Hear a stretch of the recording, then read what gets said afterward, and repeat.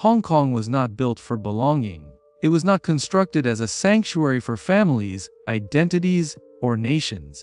It was built as a mechanism for movement, for circulation, for the silent transfer of power from one world to another. A granite island torn from the sea and converted into an instrument of extraction. When Britain seized it in 1841, the empire had no intention of turning this place into a colony of citizens. It intended to turn it into a corridor, and corridors don't need culture. They need traffic. From the start, this strange new outpost did not behave like a city. It behaved like a hinge. Goods passed through it not to be consumed, but to be repositioned. Capital flowed not to settle, to be redirected. People arrived not to live, but to labor, negotiate, and vanish. Hong Kong became a geographical paradox, a territory that was everywhere and nowhere, owned by no one but used by everyone who understood how power functioned beneath moral language. The first economy of Hong Kong was not industry, agriculture, or manufacturing. It was contraband. Opium was the currency that built the port, staffed its offices, financed its warehouses, and fed its elites. British East India Company did not stumble into this trade. It engineered it with astonishing precision. Silver was siphoned from China. Poppies were cultivated in India.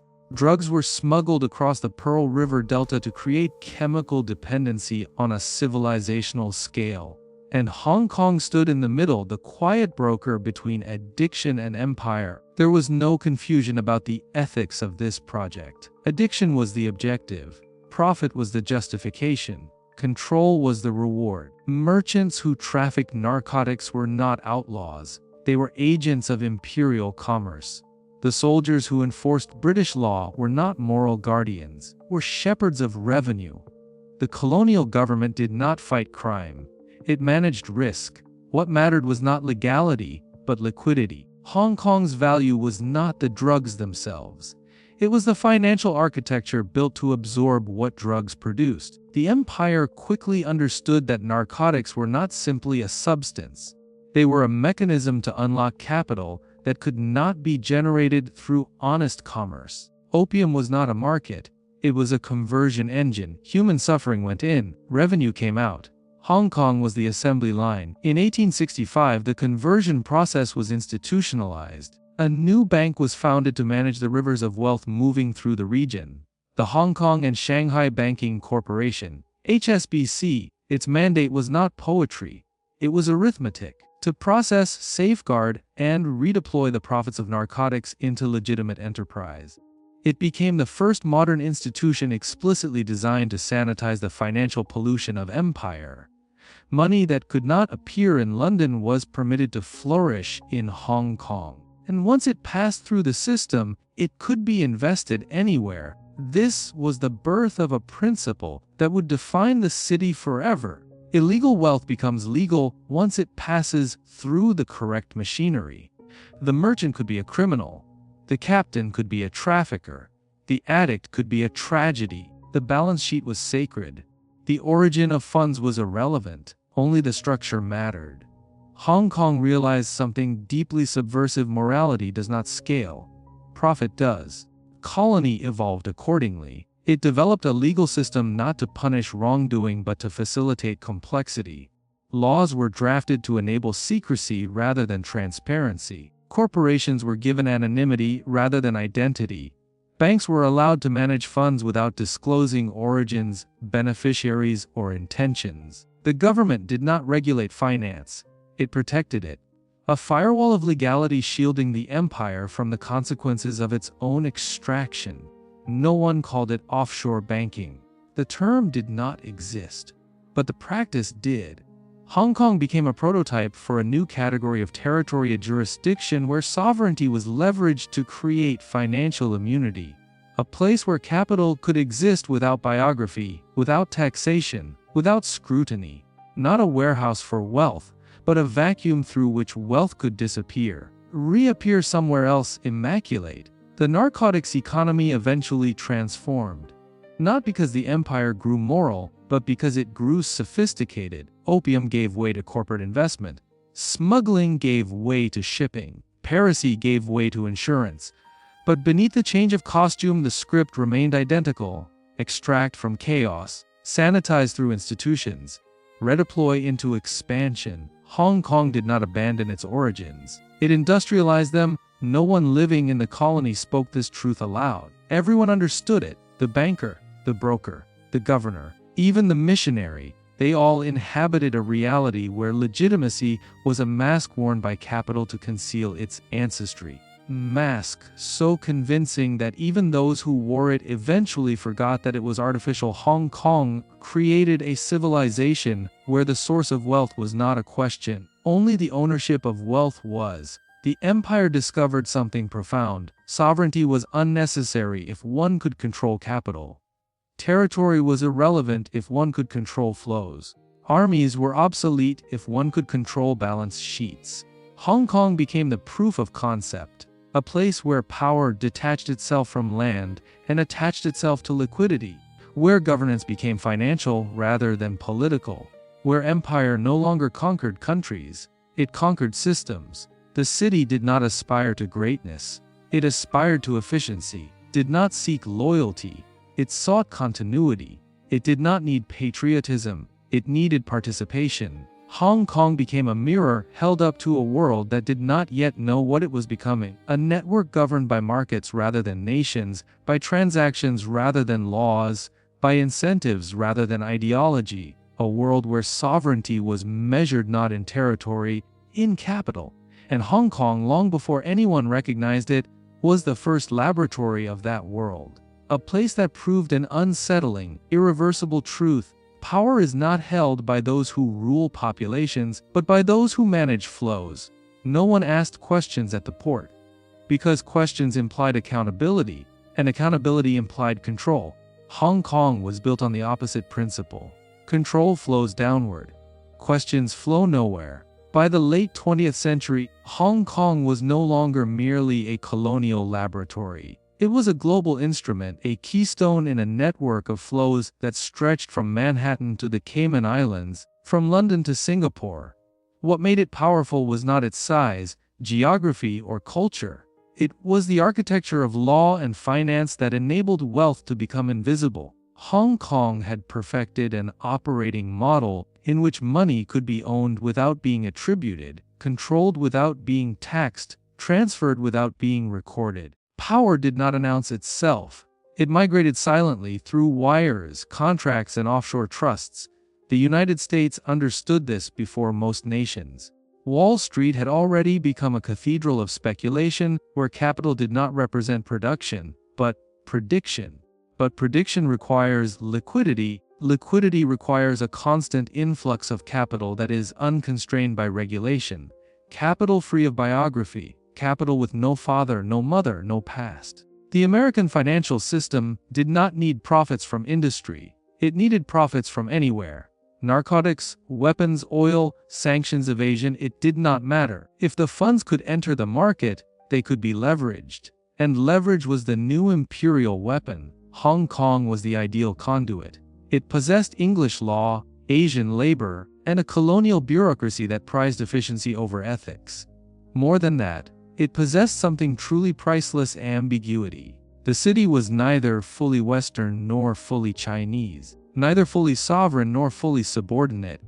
This ambiguity allowed it to play both sides, to serve both powers, to negotiate both interests. It was a jurisdiction built not on identity, on negotiability. When Britain prepared to hand the colony back to China in the 1990s, the West faced a problem, not a political problem, but an economic one. How do you maintain control of a system once you surrender the territory that hosts it? The answer was genius in its simplicity: you don't control the territory, you control the institutions. The British government, along with American allies, crafted a transition in which sovereignty passed to China, infrastructure remained loyal to global capital. Hong Kong's basic law, its quasi-constitution, enshrined not democracy, but financial autonomy. The city retained the ability to set its own economic regulations, manage its own currency, and operate as an independent tax jurisdiction. China was granted the flag, the anthem, and the map. The West retained the pipelines, This arrangement was not an accident of diplomacy. It was an act of engineering, strategic decision that recognized what the empire had always known: political sovereignty is ornamental. Economic sovereignty is structural. Whoever controls the flows controls the world. And Hong Kong's flows were essential to the balance sheets of Europe, America, and the emerging networks of offshore wealth. British intelligence officers, corporate lawyers, and banking executives did not leave quietly. They remained embedded in the system, advising, negotiating, structuring. The outcome was not a geopolitical compromise. It was a financial fortress, a city-state in which capital was protected from both Beijing's authority and Washington's scrutiny. A neutral zone where elites could transact outside the reach of public accountability. China, for its part, did not resist this arrangement. It recognized the value of a financial portal through which state actors, oligarchs, and corporations could channel wealth offshore without transparency. Hong Kong became a safety valve for authoritarian capitalism, a mechanism that allowed China's elite to convert domestic power into global assets. Real estate in Vancouver, hedge funds in New York, private equity in London, all funded through structures designed in Hong Kong, administered in Hong Kong, legally insulated by Hong Kong. The Americans saw this too. They did not attempt to dismantle the system, they attempted to access it. U.S. banks opened Hong Kong subsidiaries. Private wealth divisions were relocated from Los Angeles to Central. Compliance departments were instructed not to prevent capital flows, but to process them with plausible deniability.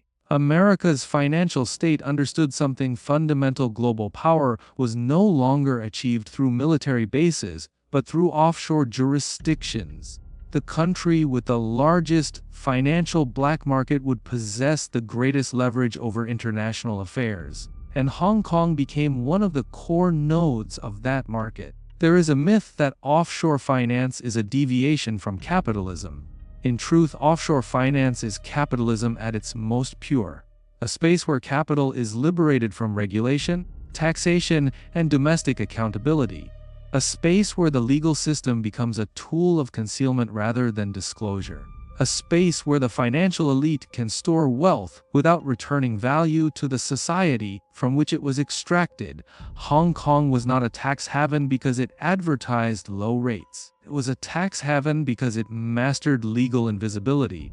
Trusts with no beneficiaries listed, corporations with no shareholders disclosed, accounts open through intermediaries with no physical presence, entities that existed nowhere except on a server, protected by laws designed to frustrate regulators and repel inquiries. The elites who used these structures were not criminals in the cinematic sense. They were executives, politicians, military contractors, pharmaceutical magnates, shipping barons. The people whose industries shaped markets, influenced policy, destabilized nations.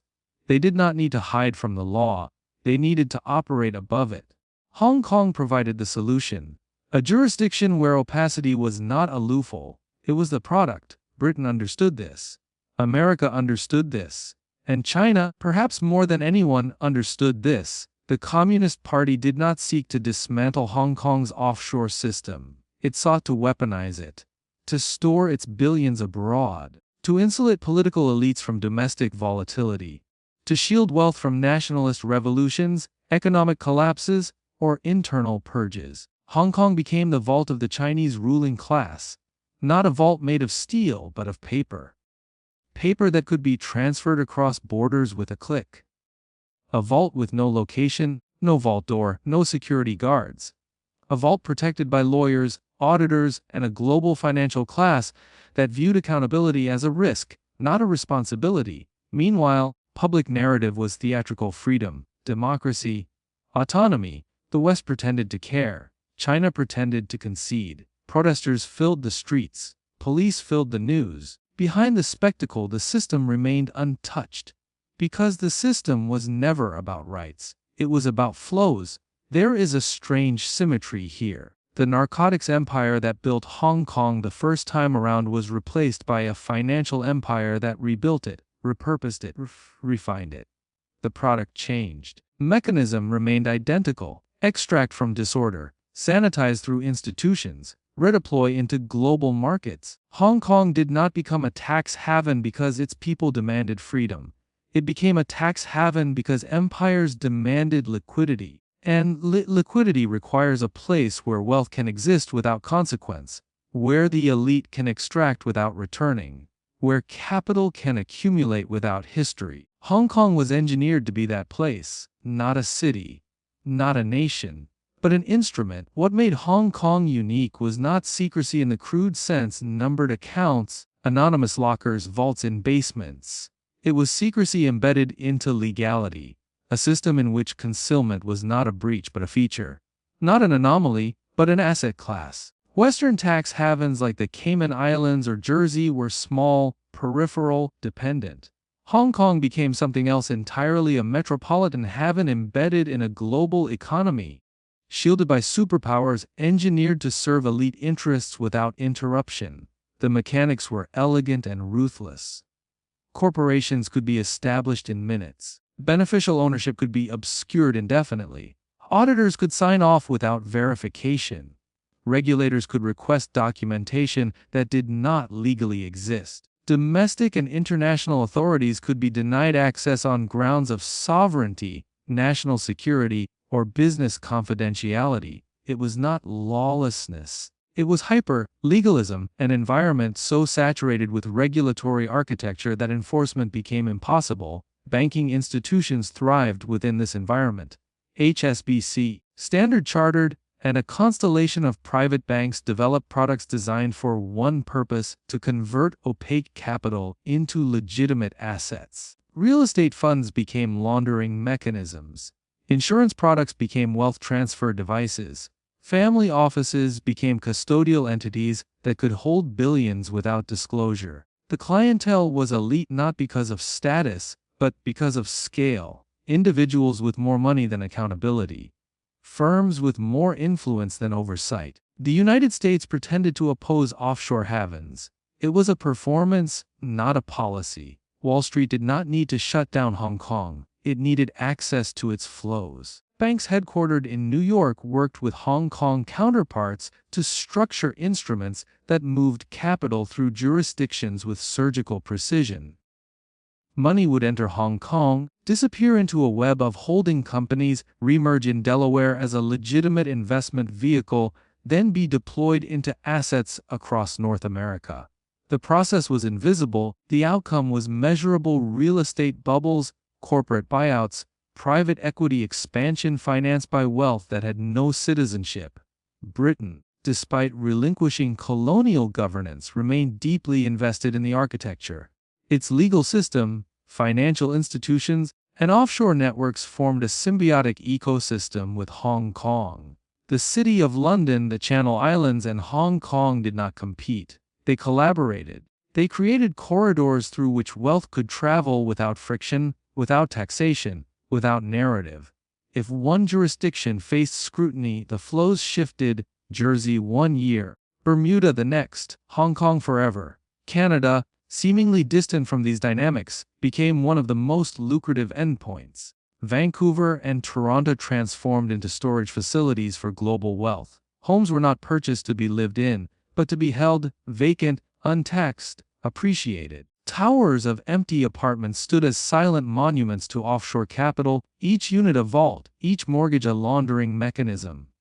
Canadian policymakers did not fail to stop this. They enabled it because the system funded municipal budgets, inflated GDP figures, and fed a banking sector that had become dependent on asset inflation rather than wage growth.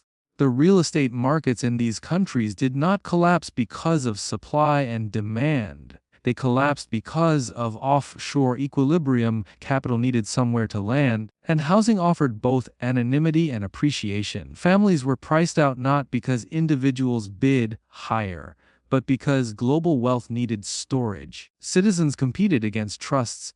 Salaries competed against shadow portfolios. Domestic aspiration competed against international extraction. Hong Kong stood at the center of this machinery, not because it was strategically located, but because it was structurally designed to facilitate conversion. Opaque wealth entered. sanitized wealth exited. The transformation was not criminal, it was transactional. The elites did not think in terms of hiding money. They thought in terms of engineering outcomes. The banks that executed these transformations were not rogue actors. They were institutional pillars. They were not laundering money. They were managing flows. Compliance departments existed not to prevent illegal activity, but to produce documentation language and procedural performance that could withstand regulatory review. Anti-money laundering regimes became theatrical, designed to demonstrate vigilance while ensuring continuity. The public understood none of this.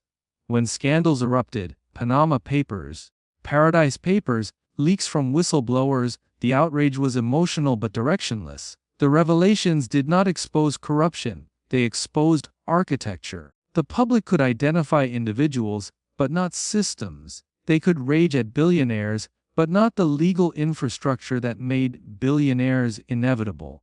What made Hong Kong indispensable was not secrecy but credibility. A tax haven is weak if it is perceived as criminal.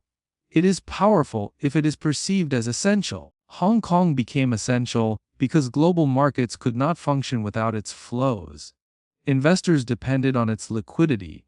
Corporations depended on its structures. Governments depended on its capital. China, the United States, and Britain all relied on Hong Kong for economic stability, even as they postured politically. Geopolitics disguised dependency. Protests in the streets, speeches in parliaments, threats of sanctions, all theatrical. Because the one truth that no political actor could acknowledge was this: if Hong Kong's offshore system shut down, global liquidity would fracture. Markets would crash. Banks would collapse. Real estate would crater. Pension funds would vaporize. The world would rediscover what late capitalism had hidden, that wealth is not production, but circulation. The elite understood this. They built careers, fortunes, and dynasties on the assumption that Hong Kong would remain what it had been engineered to be. Sovereign zone of economic exceptionalism. A place where law existed not to regulate, but to enable. A space where nations negotiated over flags, while institutions negotiated over flows. A system where the public believed they were citizens. The elite understood they were participants in a machine that existed beyond citizenship, beyond nationality, beyond accountability. Hong Kong did not evolve into a tax haven. It was built as one.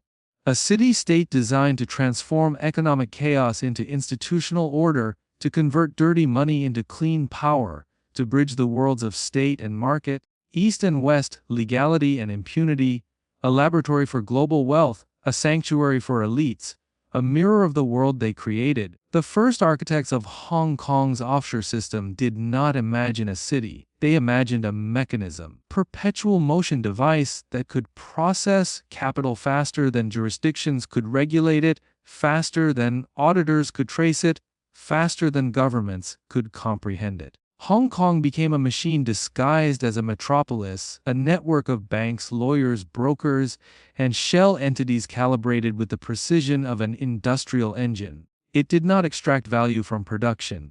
It extracted value from movement. Capital in Hong Kong did not stay still. It moved through layers: shell companies, nominee directors, trusts, subsidiaries, each layer designed not to conceal, but to transform. Money entered with biography, it exited with identity erased, not hidden, reclassified, processed. Laundered not through secrecy but through legitimacy, banks perfected the ritual. A corporation was formed with nominee shareholders in one jurisdiction, registered in another, conducting business in a third. Profits were routed through management fees, intellectual property royalties, consultancy charges, expenses that existed only on paper. Reduced taxable income to zero. What remained was profit extracted from taxation itself, not evasion, optimization. Western elites did not bring wealth to Hong Kong. They brought knowledge, legal knowledge, accounting knowledge, regulatory knowledge. British lawyers taught the city how to write statutes that prioritized capital rights. American bankers taught it how to build instruments that could transform cash into securities overnight. European consultants taught it how to institutionalize opacity without triggering sanctions. China watched, learned, and adapted, not with naive admiration, but with strategic clarity. Offshore finance was not corruption. It was geopolitical leverage.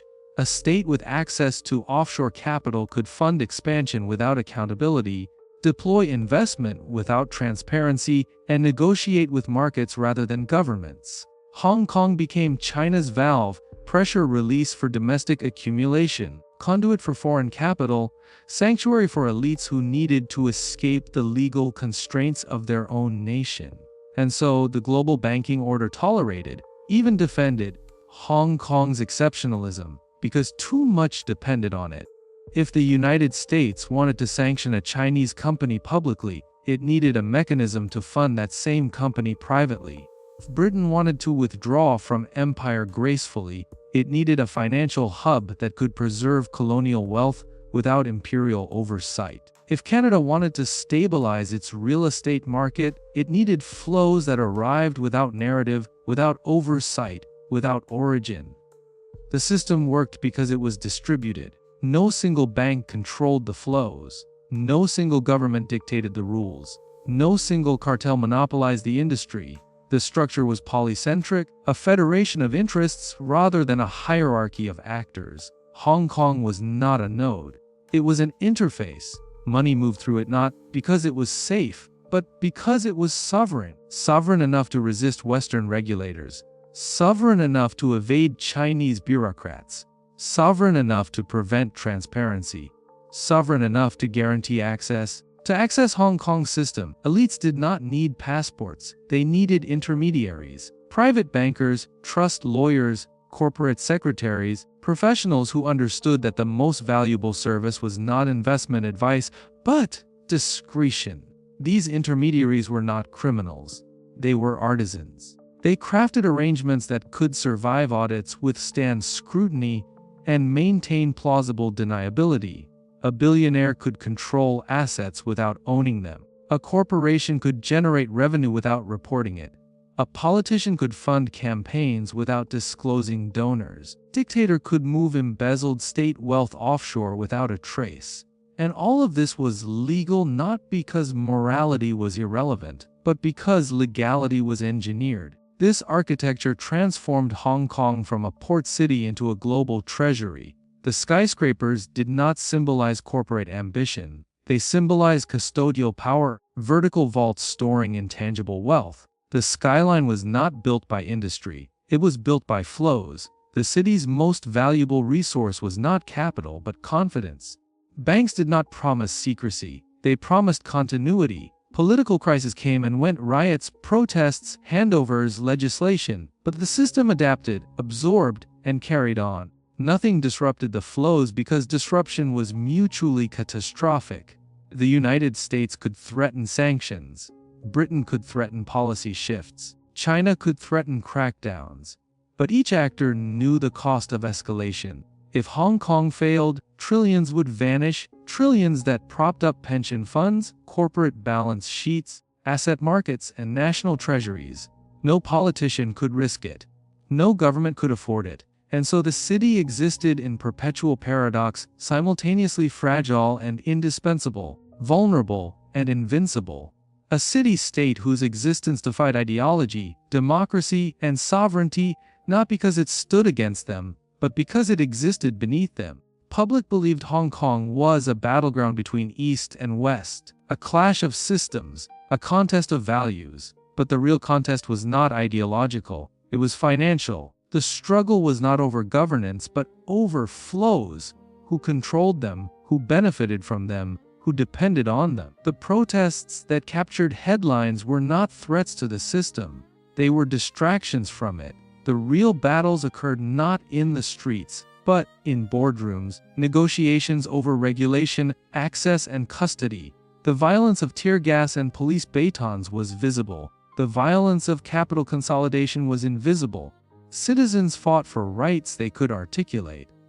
Elites fought for assets they could not reveal. And somewhere in the middle, Hong Kong became the most successful experiment in post-democratic capitalism, a city that existed not to serve people, but to service capital, not to govern society, to administer flows. It was not designed to be fair, transparent, or accountable.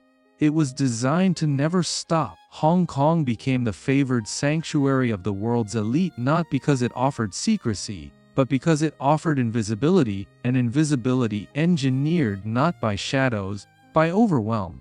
The volume of transactions, the density of corporations, the complexity of legal mechanisms created a landscape where scrutiny was mathematically impossible.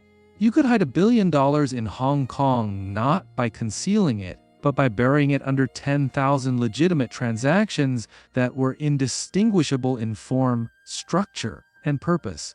Banks understood this before regulators did. They realized that risk could be transformed into anonymity through scale. If enough capital moved rapidly enough, no institution, government, or intelligence agency could track origin, destination, or ownership.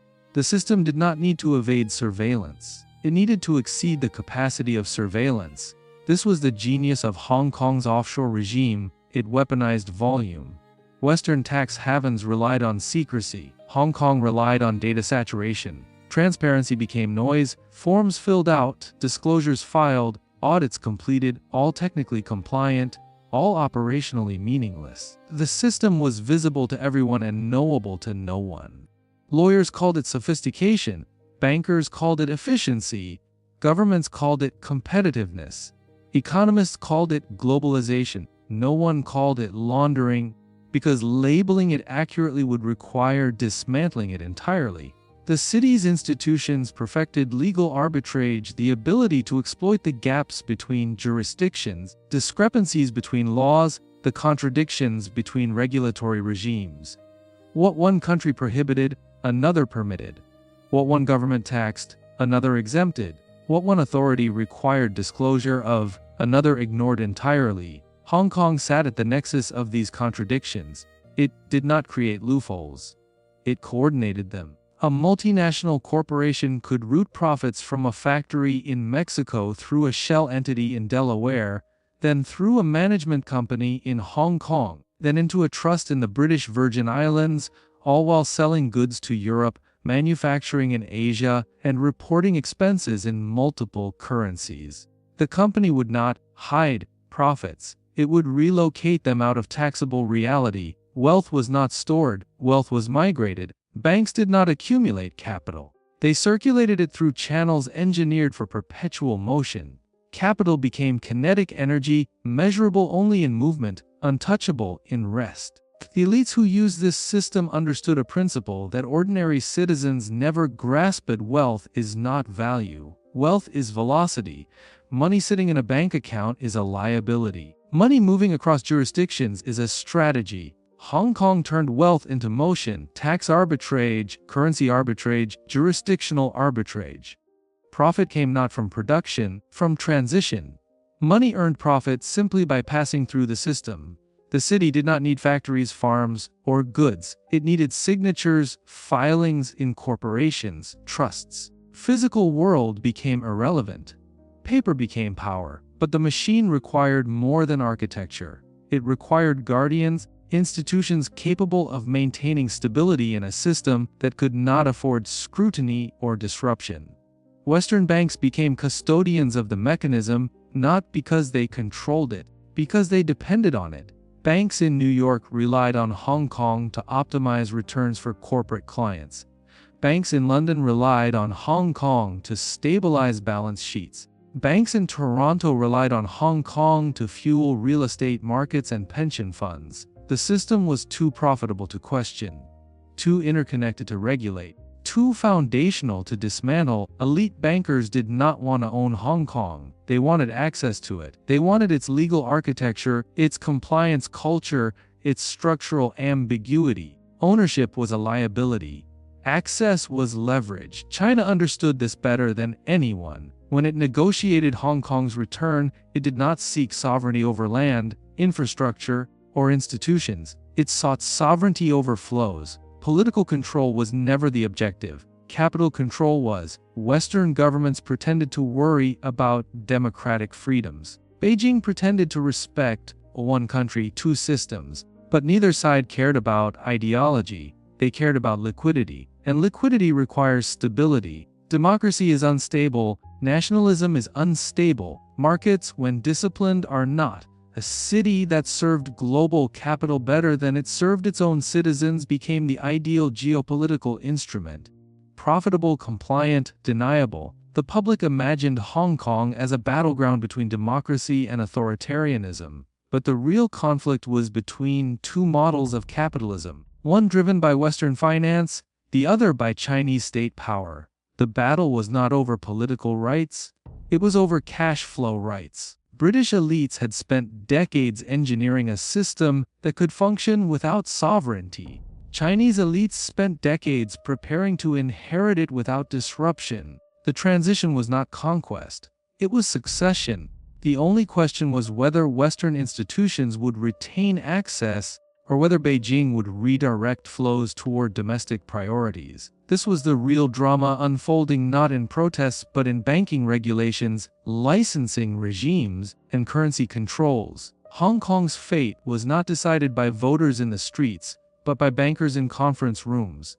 Not by chance but by balance sheets. City was too valuable to democratize, too integrated to nationalize, too profitable to reform. Elites did not fear political instability because politics was peripheral. The system could survive street violence, media attention, diplomatic tension. What it could not survive was capital flight. If the flows stopped, the empire would collapse. So every actor, Western, Chinese, corporate, state, played a delicate game of preservation. No one trusted each other, but everyone trusted the necessity of the system. Trust was not ideological. Trust was existential. Hong Kong became the world's most fragile success story, a city in perpetual crisis that could never be allowed to fail, because failure would trigger a chain reaction through Wall Street, London, and Toronto, collapsing asset markets, pension funds, and national treasuries across 3 continents. The system was not resilient, it was irreplaceable. That was its power, that was its weakness. Hong Kong did not simply become a tax haven, it became an ideological refutation of the nation-state. Governments collect taxes because they claim authority over economic value produced within their borders. Hong Kong inverted this logic. It asserted that value could be located everywhere and nowhere, generated in one place, recorded in another, taxed in neither. The state's territorial claim over capital dissolved the moment capital went offshore. Offshore was never a geography. Offshore was a philosophy, capital without citizenship. Western elites embraced this philosophy because it liberated wealth from democratic accountability. If money could escape taxation, it could escape redistribution. If it could escape redistribution, it could escape political pressure. Security was no longer grounded in law but in mobility.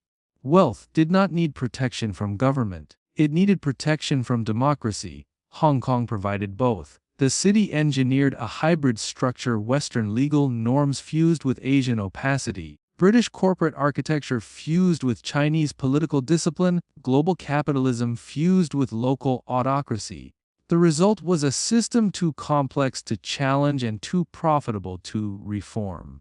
Western governments tolerated it because they benefited from it. Chinese authorities preserved it because they inherited it. A strange consensus emerged. Everyone accepted the fiction that Hong Kong was a special territory so that global capital could continue behaving as though borders did not exist. American politicians warned of Chinese influence while lobbyists quietly defended tax loopholes that allowed U.S. corporations to route profits through Hong Kong subsidiaries. British officials lamented authoritarian overreach, while the City of London depended on Hong Kong's offshore networks to stabilize financial markets. Canadian policymakers preached transparency while pension funds quietly invested in structures that concealed beneficial ownership. Governments performed outrage. Markets performed indifference. Citizens believed that political values determined alliances. The elites knew liquidity determined them. Hong Kong's value to the global system did not reside in democracy or freedom. It resided in discretion, speed, and extraction. The city became a portal, not a polis. conduit through which capital could exit national constraints and enter a world where taxation, regulation, and responsibility were optional. Banks did not hide wealth in Hong Kong. They transformed it. Profits became consulting fees, earnings became management services, taxes became operational expenses, value lost nationality, documents replaced identity. The transformation was so thorough that even auditors could not reconstruct origin. Not because data was missing, but because data was curated. Everything was recorded, nothing was traceable. Complexity replaced secrecy. Transparency replaced accountability. The system did not conceal transactions, it overwhelmed anyone who tried to understand them. This architecture created a new kind of citizen, the multinational corporation. Not bound by borders, not loyal to governments, not accountable to labor. Corporations moved through Hong Kong with the confidence of sovereign entities, not because they were immune to law, but because they were the beneficiaries of it. Tax avoidance was not a loophole, it was policy. Governments designed tax codes to attract capital, then express shock when capital exploited them. Citizens viewed evasion as criminal. Corporations viewed it as fiduciary obligation. The public was told that taxes funded social services. The elite understood that taxes funded inefficiency. They believed they were liberating resources from bureaucratic waste and reallocating them to productive investment. They never asked who benefited from the productivity. Capital did not flow into schools, hospitals, or infrastructure. It flowed into asset inflation. Hong Kong was not a tool of development. It was a tool of concentration. Wealth did not circulate. It escalated. Inequality did not emerge despite offshore architecture. It emerged because of it. This concentration altered politics itself. The wealthy no longer needed public goods, so they no longer needed public cooperation. They lived in private enclaves, educated their children in private institutions, accessed private security, private medicine, private governance. Democracy became a spectacle, a forum where citizens debated policies that had no bearing on the systems governing them. The public argued over taxes that corporations no longer paid. They voted on leaders who had no authority over the architecture shaping their lives. Power migrated upward, away from institutions designed for accountability, into institutions designed for efficiency. Banks became shadow governments, not because they sought political authority, because they managed the systems that enabled modern life: credit, housing, investment, pensions, liquidity. Hong Kong exported this model globally. The idea that governments should compete for corporate loyalty, not demand it. Countries transformed themselves into service providers. Citizens became customers. Taxation became pricing. Sovereignty became marketing. But the system carried a paradox: it required nations to attract capital while dismantling the mechanisms that made nations functional. The state subsidized the very forces that undermined it, racing toward a future where it could no longer guarantee the conditions of its own legitimacy.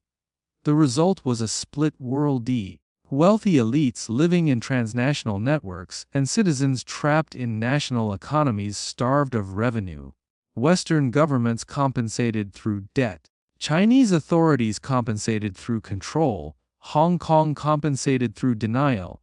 Everyone claimed stability, no one provided it. The public experienced the consequences as crisis: underfunded services, collapsing infrastructure, rising inequality, unaffordable housing. They blamed immigrants, welfare recipients, politicians. They never blamed the system that drained wealth from their societies and relocated it offshore. Hong Kong was not the cause of global inequality, it was the mechanism. It did not invent extraction, it perfected it. The city proved that capitalism could transcend the nation-state, but not society. Someone had to pay for roads, hospitals, education. Corporations withdrew from taxation, citizens became the backstop. The only problem was that citizens could not generate enough revenue to sustain both the state and the market. Governments solved the gap by borrowing. Debt became the substitute for taxation. Citizens were told that austerity was necessary. Banks were told that yields were guaranteed. The system was elegant, corporations escaped taxation, states absorbed the cost, citizens paid the interest. Hong Kong was not simply a tax haven. It was the prototype of a post-democratic economy, a world where capital governed itself and governments managed decline. The genius of Hong Kong's offshore regime was not in its existence, but in its normalization. It did not operate in shadows behind conspiratorial curtains. It operated in daylight, codified into legislation, justified through economic theory, validated by international institutions that pretended neutrality while serving the interests of capital. It made deregulation appear sophisticated, made opacity appear efficient, made inequality appear inevitable. Investors did not need to hide. They needed only to comply with the rules written to accommodate them. Banks understood this better than anyone. They realized that corruption does not require secrecy. It requires legitimacy, forms, signatures, compliance reports, all designed to transform exploitation into administration. The offshore system did not eliminate oversight. It weaponized it, turning regulators into archivists of crime, documenting the very mechanisms they could not challenge. Western democracies watched this transformation with fascination and envy. They condemned tax havens in speeches, but multiplied them in policy. The United States built Delaware, Nevada, Wyoming. Britain multiplied offshore satellites. Canada forged trusts so opaque even government agencies struggled to identify ownership. Each nation claimed exceptionalism while exporting strategies they publicly disavowed. Hong Kong was not an anomaly. It was an accelerant. It accelerated capital mobility not because it invented it, but because it performed it without moral hesitation. The city did not debate the ethics of tax minimization. It simply optimized the process. It did not agonize over whether corporations contributed fairly. It declared fairness irrelevant. In the Western imagination, taxation is a collective obligation. In Hong Kong, taxation is a technical inconvenience, something to be minimized, not justified. Citizens were not outraged because citizens were not empowered. The state was not beholden to a voting public. Its legitimacy did not derive from redistribution. It derived from growth. Growth did not mean prosperity. Growth meant liquidity. Hong Kong produced liquidity faster than any major economy per capita. It did this not by manufacturing goods, by manufacturing access to capital, access to markets, access to secrecy. Western banks did not move to Hong Kong to escape law. They moved to escape responsibility. The city promised something no Western jurisdiction could sustainably guarantee: predictable returns insulated from democratic turbulence. Elections destabilize policy. Social movements disrupt budgets. Anger produces reform. Hong Kong eliminated these variables. Its purpose was not justice. Its purpose was continuity. Continuity meant stability. Stability meant predictability. Predictability meant profit. Citizens of wealthy nations assumed that public institutions existed to serve them. They did not realize those institutions were being reoriented to serve markets. They assumed regulation was designed to curb excess. They did not realize regulation had evolved into a mechanism to institutionalize it. They assumed democracy constrained wealth. They did not realize wealth had escaped democracy. Hong Kong did not corrupt Western systems. It revealed their trajectory. Offshore architecture became a pressure valve, releasing capital from the constraints of national policy, allowing corporations to operate globally while labor remained local. Workers competed within borders. Corporations competed without them. Nations sought to attract investment by lowering labor protections, environmental standards, and corporate taxes. Citizens called this exploitation. Economists called it competitiveness. Hong Kong represented the endpoint of this logic, a space where competition was reduced to a single principle: accommodate capital or lose it. Western governments claimed that corporate behavior was driven by markets. Yet they designed markets to serve corporate behavior. They argued that tax avoidance was unethical. Yet they wrote laws enabling it. They promised to close loopholes. Yet they feared losing investment if they succeeded. Hong Kong's advantage was political neutrality. It did not pretend that capital could be reconciled with equality. It did not pretend that markets could be regulated for justice. It did not pretend that growth would lift all boats. It accepted that inequality was structural, not incidental. Wealth is not distributed. Wealth is accumulated, and accumulated wealth does not tolerate limits. Western democracies attempted to manage inequality through rhetoric. Hong Kong managed it through architecture. Real estate became a furnace, burning wages, savings, and aspirations. Housing prices exploded, not because demand was high, but because demand was irrelevant. The market existed for capital, not habitation. Apartments became vaults. Towers became storage. Cities became inventory. Citizens navigated a world that no longer recognized them as participants, only as tenants in systems they could not influence.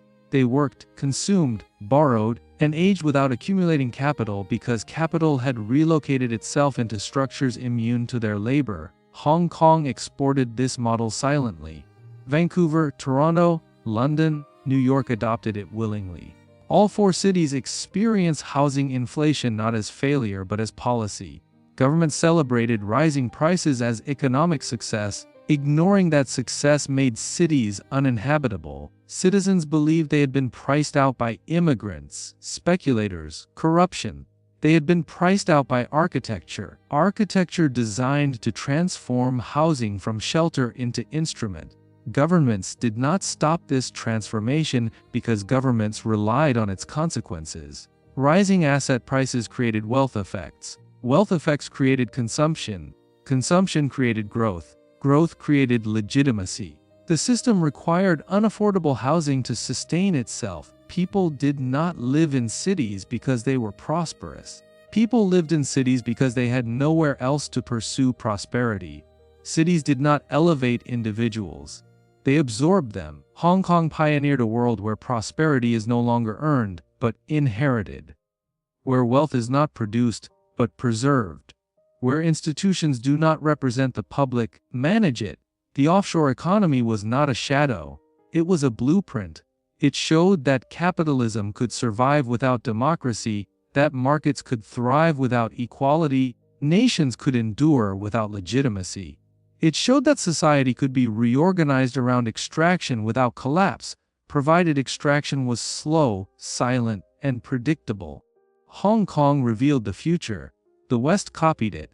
And citizens, convinced they were living in democracies, never realized they were living in jurisdictions redesigned to serve capital, not people. The extraordinary thing about Hong Kong was not its wealth, but its invisibility. Capital flowed through the city like electricity, silent, frictionless, anonymous, powering global markets without ever revealing its origin. This invisibility was not the result of secrecy. It was the result of normalization. Wealth did not hide, it blended. The city perfected a kind of economic camouflage, transforming illicit, offshore, and speculative capital into legitimate financial instruments indistinguishable from regulated investment. Banks did not conceal transactions. They standardized them. They did not hide jurisdictional arbitrage. They institutionalized it. Every major Western bank learned to operate on two levels simultaneously, one for compliance, one for profit. Compliance ensured accountability to regulators. Profit ensured indifference to morality. The public liked to believe that law constrained elites. They did not understand that elites designed the law. Governments did not craft regulations to prevent exploitation. They crafted regulations to channel exploitation safely into the system, to prevent disruptions, not abuses. Hong Kong's banking sector became a model for this equilibrium, an ecosystem where capital was liquid, law was flexible, and oversight was performative. Western democracies envied it because democracies were messy. Democracies required participation. Participation created risk. Hong Kong eliminated risk by eliminating expectation. Citizens were not promised equity or upward mobility. They were promised access to markets, access to credit, access to opportunity defined not by justice, but by growth. Growth did not require fairness. Growth required obedience. Obedience did not come from repression. It came from exhaustion. Workers lived in apartments the size of storage units, worked hours that eroded identity, and paid rents that consumed futures. They did not revolt because they were too tired to imagine alternatives. They adapted to scarcity because adaptation was the only rational strategy in a world where stability demanded surrender. The wealthy lived above this exhaustion, literally. Towers separated classes physically, economically, and psychologically. Executive floors floated above the smog, above the crowds, above the noise, glowing at night like floating kingdoms. Banks called it vertical zoning. Citizens called it inequality. Architects called it innovation. Innovation meant optimizing space for capital, not for life. Skyscrapers were not built for people. They were built for assets. Glass, steel, and air became collateral for loans, insurance contracts, and securities. Buildings were evaluated not on habitability, but on yields. A luxury residential tower could sit half empty and still be profitable because occupancy was irrelevant to financial engineering. People were not tenants. They were abstractions, calculations on spreadsheets owned by asset managers continents away. Hong Kong exported this logic globally. Western cities re-engineered themselves to attract capital, not residents. They built luxury towers not because citizens needed them, but because capital demanded them. Foreign investors purchased apartments they would never see, filled them with air, and used them to secure loans. Governments called this development. Citizens called it insanity.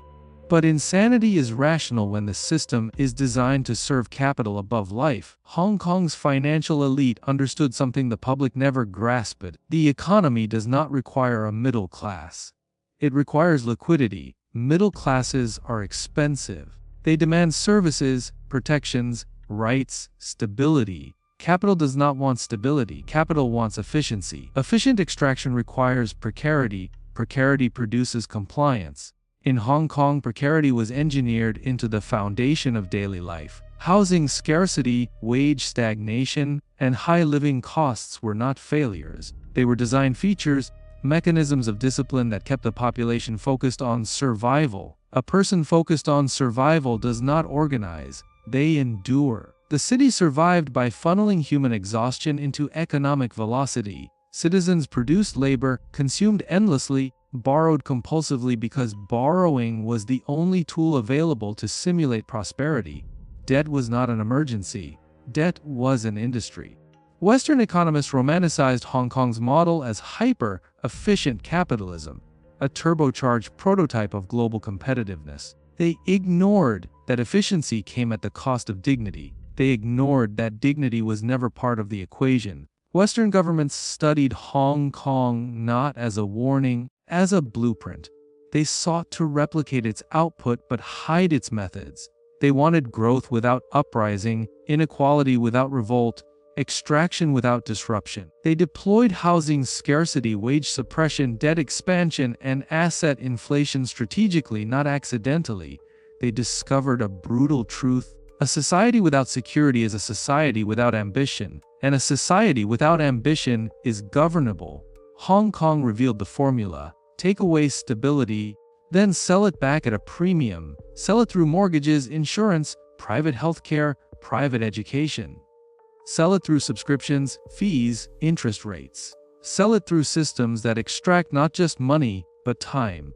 Time became the currency of modern extraction. Citizens sacrificed decades of labor to service debts for assets they could not own, security they could not achieve, futures they could not enter. Believed they were investing in prosperity.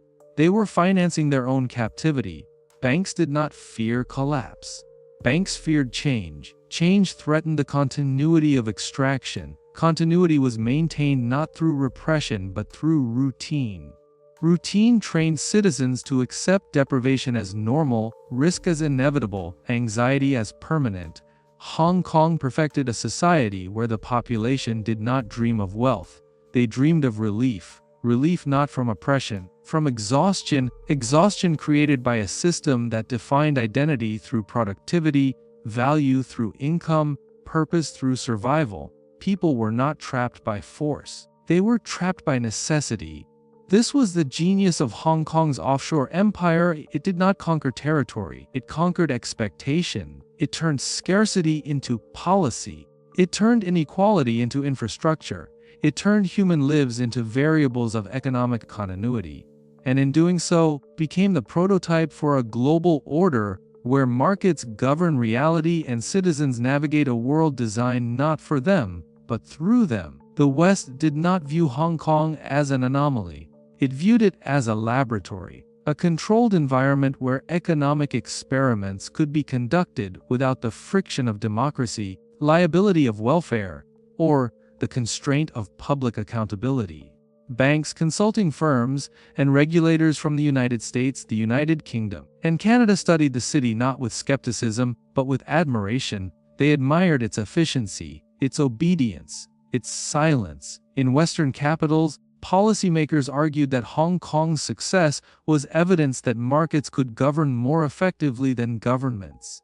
They claimed deregulation was modern, bureaucracy was archaic, public intervention distorted progress. But progress for whom? Progress toward what?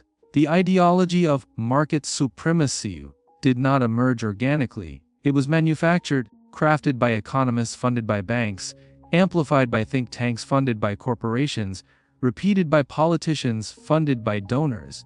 The public thought it was policy. It was marketing. And Hong Kong became the product demonstration. Western banks embraced offshore finance because offshore finance allowed them to externalize risk. When money left domestic jurisdiction, it left domestic responsibility. Profits could be repatriated. Losses could be buried abroad. If a deal succeeded, shareholders won.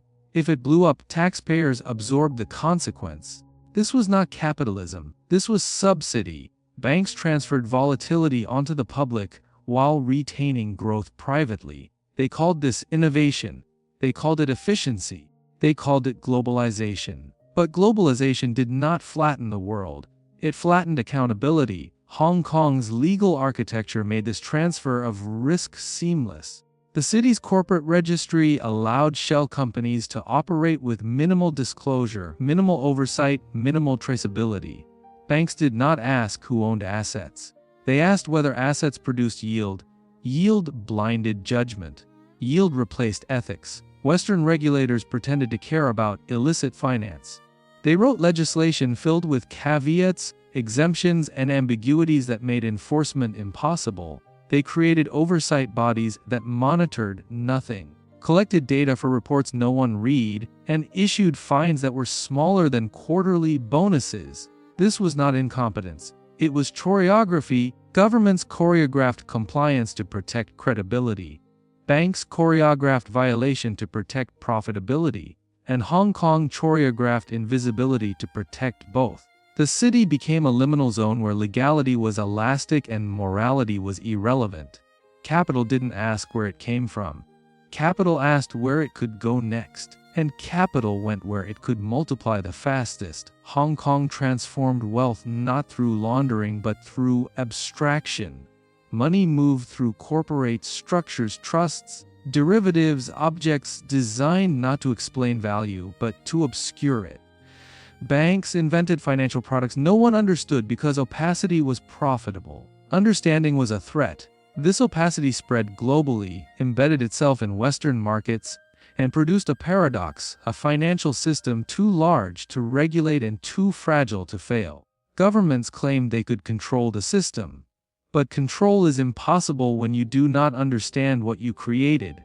The 2008 crisis revealed that banks did not manage risk. They outsourced it to society. Mortgage-backed securities collapsed because they were built on debt owned by people who could not afford it. The system blamed households for irresponsibility. It did not blame banks for designing predatory products. It did not blame policymakers for dismantling safety nets. It did not blame corporations for suppressing wages. It blamed individuals because individuals could not fight back. Governments rescued banks. They did not rescue families. They injected trillions into financial markets. They did not repair household balance sheets. They stabilized asset prices because asset prices were the heartbeat of the system. People were not the economy. capital was. And so inequality exploded, wealth concentrated. Housing transformed from shelter to commodity, education transformed from public good to debt instrument. Healthcare transformed from service to subscription, citizens paid more for less. Banks earned more from suffering. Hong Kong had demonstrated that extraction could be normalized, that injustice could be reframed as efficiency, that desperation could be monetized endlessly. Western elites adopted these lessons with enthusiasm. They built cities where property was unaffordable, work was precarious, and time was currency. They redesigned life around scarcity because scarcity made populations obedient. The public believed they failed individually. They did not see that failure was systemic. They internalized guilt because guilt prevented rebellion. They adopted coping strategies because coping was cheaper than change. Western societies became laboratories of exhaustion. People worked harder, worried more, slept less, and consumed constantly, not because they were greedy, but because they were afraid. Fear was not an emotion. It was infrastructure. Hong Kong showed the world that fear could be engineered economically, that citizens could be controlled not through force, but through markets, that capitalism could replace coercion with debt, surveillance with competition, violence with anxiety. Governments did not impose austerity reluctantly. They imposed it strategically. Austerity weakened unions, fragmented communities, and atomized society. Atomized citizens cannot organize. They can only endure. Endurance became identity. People prided themselves on working through illness, pushing through fatigue, surviving impossible conditions. Survival became virtue. Productivity became morality. Exhaustion became culture. Hong Kong was not the origin of this culture. It was the prototype. The West copied the aesthetic of freedom while adopting the mechanics of control. Celebrated entrepreneurship while engineering precarity. It promised opportunity while eliminating mobility. Mobility was not lost accidentally. It was suppressed because mobility threatened hierarchy. Wealthy elites in the United States, the United Kingdom, and Canada watched Hong Kong prove that societies do not revolt when denied dignity. They adapt. They normalize. They blame themselves. They compete against each other for access to systems that were never designed to accommodate them. Hong Kong's greatest export was not capital.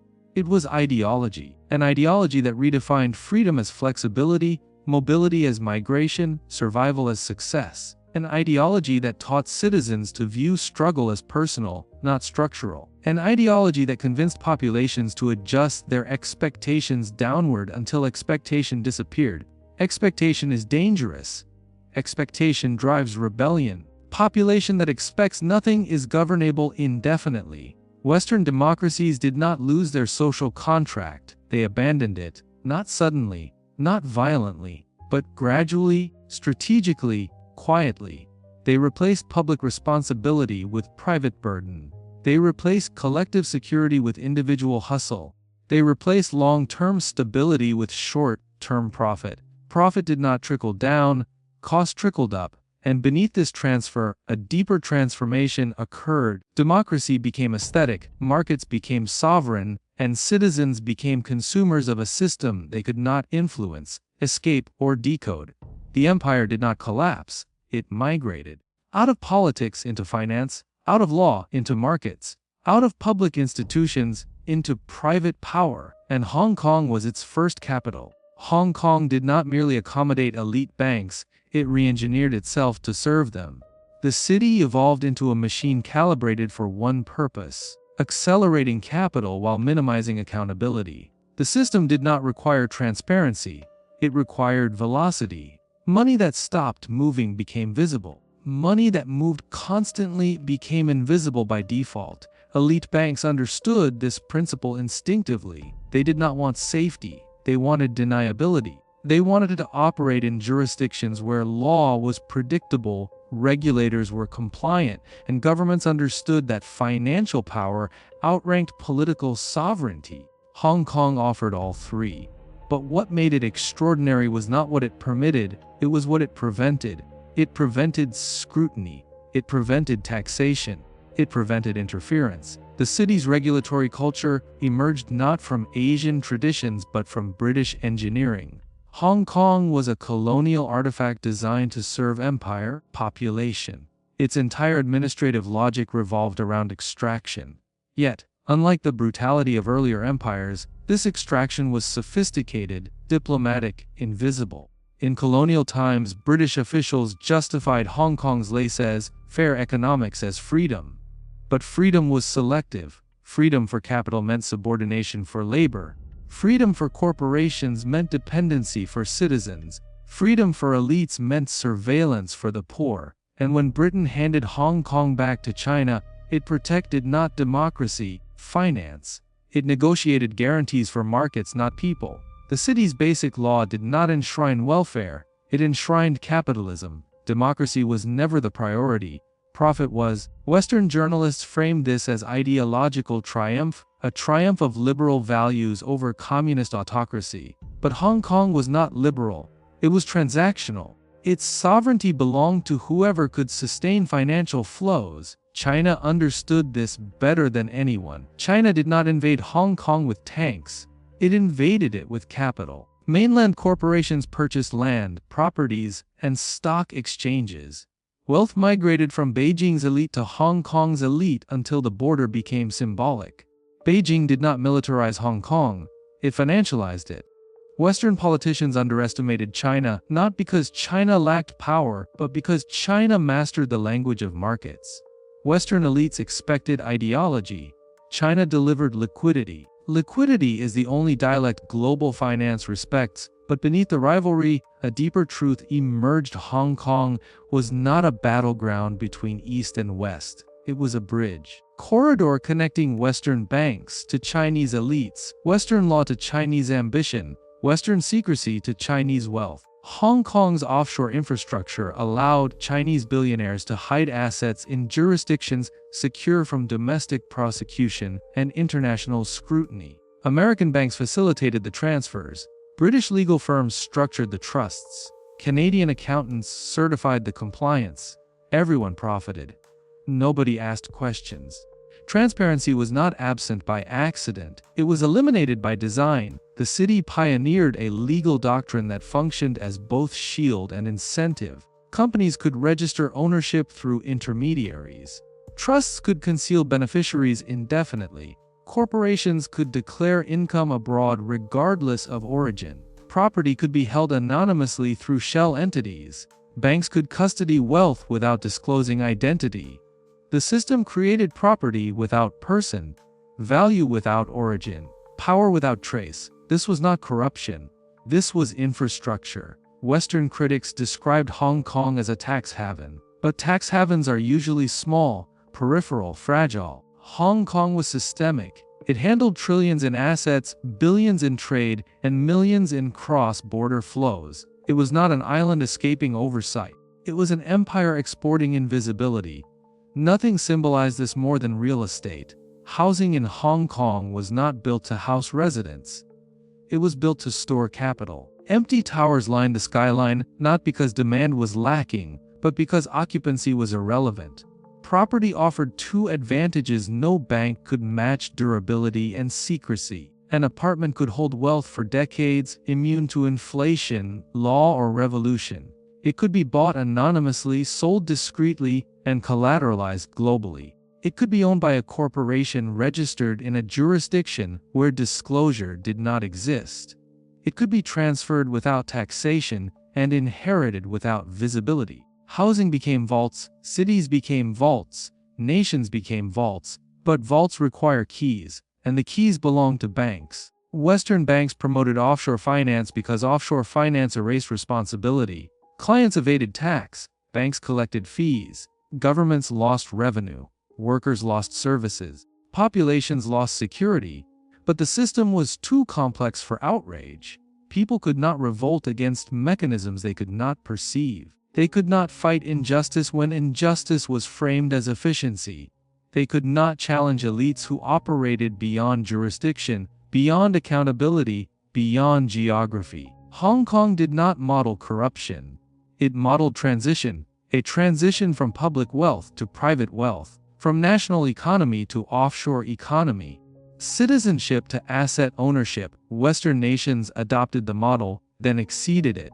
The United States deregulated finance in the name of competitiveness. Britain privatized infrastructure in the name of modernization. Canada financialized housing in the name of stability. Their societies became laboratories of the offshore world, states where wealth circulated freely while citizens remained constrained. The offshore logic infected public policy. Governments became guarantors of markets, not protectors of populations. They subsidized banks, not households. They deregulated corporations, not police. They cut welfare, not loopholes. They demanded austerity from citizens while offering abundance to elites. Democracy became ceremony, markets became governance, citizens voted, banks decided. Hong Kong demonstrated that political sovereignty could be irrelevant if financial sovereignty was complete. That national borders could be meaningless if capital moved unhindered. That law could become performance if enforcement was optional. Western governments envied this efficiency. China exploited it. Banks perfected it. And beneath the grand narratives of geopolitics lay a banal truth: the modern world does not revolve around nations. It revolves around flows. Flows of capital, flows of data, flows of wealth, flows controlled by institutions no citizen elected, no court indicted, no policy constrained. Institutions that operated across borders, beyond scrutiny, outside democracy. Institutions that learned from Hong Kong that the safest way to rule is not through domination, but through deniability. Deniability is easier to obtain when nobody knows who owns anything. When wealth has no name, power has no liability. When assets have no origin, exploitation has no history. Finance is everywhere, accountability is nowhere. Hong Kong did not invent this world. It revealed it. A world where ownership is hidden, loyalty is transactional, and sovereignty is negotiated through interest rates, not elections. A world where elites speak a language citizens cannot decode. A world where the map of power does not resemble geography, but banking networks. And in this world, nations are not actors. They are clients. Clients of institutions too vast to regulate, too complex to restrain, too essential to oppose. Institutions that do not fear governments. Governments fear them. Hong Kong proved something staggering: that a financial system can rule without governing, extract without violence, and dominate without occupying. Demonstrated that control no longer required territory, troops, or treaties. Control required infrastructure, legal, financial, administrative, engineered to absorb capital without absorbing responsibility. What made Hong Kong irresistible to elite banks was not its location, not its culture, not its architecture, but its logic. It functioned as a jurisdiction where risk could be privatized and profit could be globalized, where the law did not prevent abuse but provided stable frameworks for strategic evasion, where transparency existed as rhetoric, not practice, where accountability existed in theory, not enforcement. Banks understood this immediately. They did not seek markets. They sought mechanisms that allowed wealth to migrate across borders without leaving footprints. Mechanisms that made taxation optional, disclosure negotiable, ownership unknowable. The mechanism that defined Hong Kong was deceptively simple: the separation of wealth from identity. In most societies, wealth is a measurement of capital tied to an individual. In Hong Kong, wealth was a measurement of capital tied to entities, corporations, trusts, subsidiaries, that existed without biography, without citizenship, without mortality. Entities could not be arrested. Entities could not die. Entities could not revolt. They could only accumulate. Western economists called this innovation, historians called it empire. But the empire was invisible. It had no anthem, no constitution, no borders.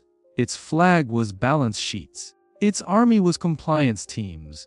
Its weapons were accounting standards. Its diplomats were lawyers. Its soldiers were spreadsheets. This empire did not conquer land, conquered obligation. The genius lay in its ability to detach wealth from the burdens historically associated with power. Nobility once required defense. Property once required infrastructure. Capital once required labor. But offshore finance dissolved these dependencies. Wealth no longer required responsibility, only architecture. This architecture spread globally, shaped by Western legal theory, British colonial administration, and American corporate engineering. But Hong Kong was its crucible, city that understood earlier than anyone that the future of sovereignty would not be determined by nations, but by systems. The most important feature of Hong Kong's offshore architecture was not secrecy. Secrecy can be challenged, exposed, overcome. The real innovation was complexity, complexity so vast that scrutiny became impossible. Western media often reduces offshore finance to glamour: gold bars, yachts, suitcases of cash. The reality is clerical. Thousands of shell companies structured through multiple jurisdictions with layered governance, nominee directors, tiered trusts, contractual opacity so intricate that even the architects struggle to decode it. Complexity is not designed to deceive the public.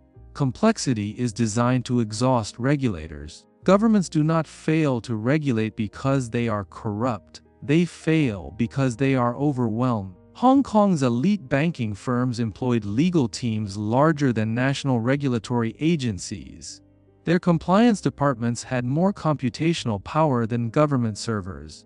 Their strategies evolved faster than legislation could be drafted. Every time a rule was written, a workaround was engineered. Regulation became theater. Compliance became performance. Oversight became ritual. The entire system operated under a quiet understanding: law exists to generate legitimacy, not constraint. Banks would comply with procedure, courts would affirm legality, governments would declare victory, even as wealth escaped accountability entirely. The public believed laws prevented abuse. Elites believed laws justified it. This legalism was not accidental, it was philosophical. British common law tradition creates systems of precedent in which interpretation matters more than rule. Offshore finance weaponized interpretation. Not by breaking rules, by reshaping them. The offshore model did not defeat regulation, it subsumed it. Western governments, despite their rhetoric, embraced this model enthusiastically. They encouraged offshore wealth not because they were naive, but because they were dependent. The global financial system requires constant liquidity. Offshore networks supply it. Taxed money fuels markets. Unregulated wealth fuels investment. Untraceable capital fuels speculation. The legitimacy of the system depends on this liquidity, even when it originates from corruption, organized crime, tax evasion, or political theft. This is why elites defended offshore finance even when evidence of abuse was overwhelming. They were not protecting criminals, they were protecting liquidity. The American economy runs on debt, the British economy runs on finance, the Canadian economy runs on housing. All three require constant capital injection. Offshore wealth became the oxygen that sustained economies designed for extraction, not production. Without offshore capital, markets would contract, asset prices would collapse, pension funds would evaporate, governments would face insolvency. This is why elites did not fear the revelation of offshore systems. Exposure did not threaten the system, disruption threatened it. Public outrage could be managed. Liquidity collapse could not. Hong Kong's role in this was foundational. It created a stable pipeline through which Western capital and Chinese wealth could circulate without encountering friction. It built a corridor for elites who lived in risk-heavy environments but stored wealth in risk-free jurisdictions. A Chinese billionaire could build a pharmaceutical empire, extract profit, evade tax, relocate assets, and live anonymously in Vancouver or London without ever confronting the social consequences of his operations. Western Bank could facilitate transfers, ignore origins, collect fees, and deny responsibility by citing compliance. Elite wealth became migratory. Human consequence remained local. Hong Kong revealed a darker truth than most people can stomach. Global capitalism does not merely permit inequality, it requires it. Without extreme inequality, there is no surplus capital. Without surplus capital, there is no offshore banking. Without offshore banking, there is no liquidity. Without liquidity, markets collapse.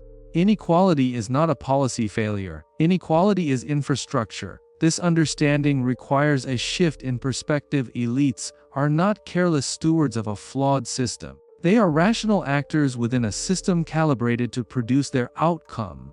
They defend offshore finance not because they are immoral, but because they are dependent. Systems that concentrate wealth also concentrate risk. Offshore networks disperse risk across jurisdictions. They distribute liability downward and privilege upward. Ordinary citizens experience risk as wage insecurity, housing precarity, debt burden. Elite institutions experience risk as temporary volatility buffered by central bank intervention.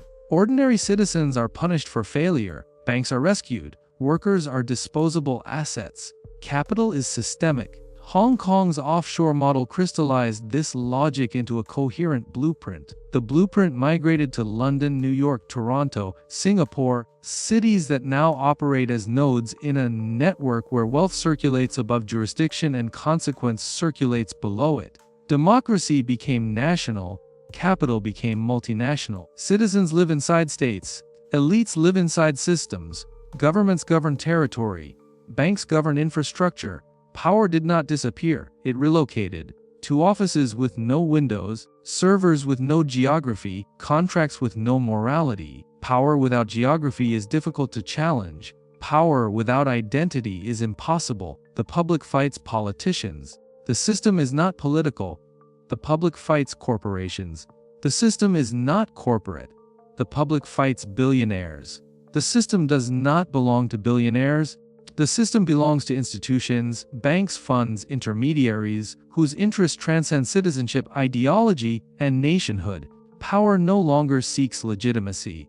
Power seeks insulation, and nothing insulates power better than invisibility. Hong Kong did not hide wealth. It erased context. It built a world where ownership is unknowable, accountability is jurisdictional, and consequence is localized to populations who never touch the wealth that impoverishes them.